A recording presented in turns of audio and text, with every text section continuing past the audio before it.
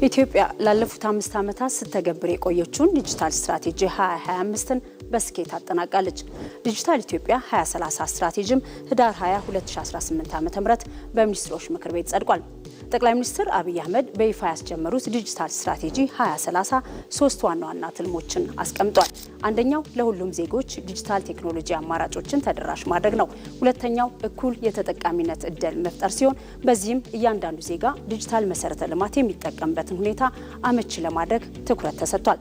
ሶስተኛው አመኔታን ማሳደር ነው። በቴክኖሎጂ አቅራቢና ተጠቃሚ መካከል መተማመን መፍጠር ሲሆን ይህም ጥርጣሬና ስጋትን ማስወገድን ያስችላል።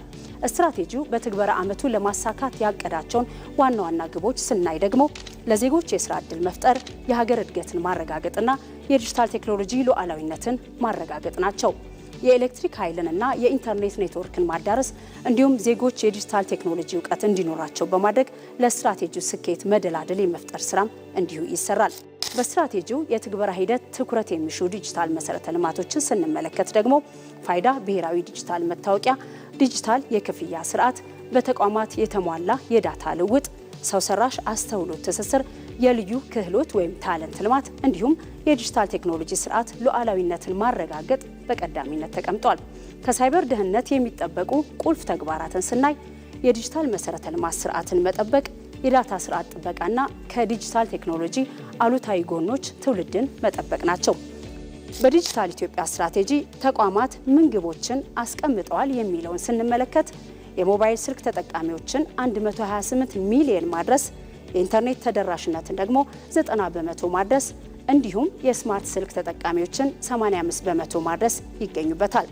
ፋይዳ ዲጂታል መታወቂያን ለሁሉም ዜጎች የማድረስና አጠቃላይ የመንግስት አገልግሎቶችን 98 በመቶ በኦንላይን የማድረግ ግብም እንዲሁ በ2030 የተቀመጡ ግቦች ናቸው።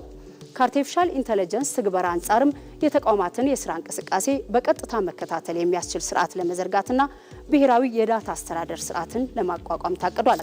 ዲጂታል ኢትዮጵያ 2030 ስትራቴጂ በዋናነት 5 ምሰሶች አሉት።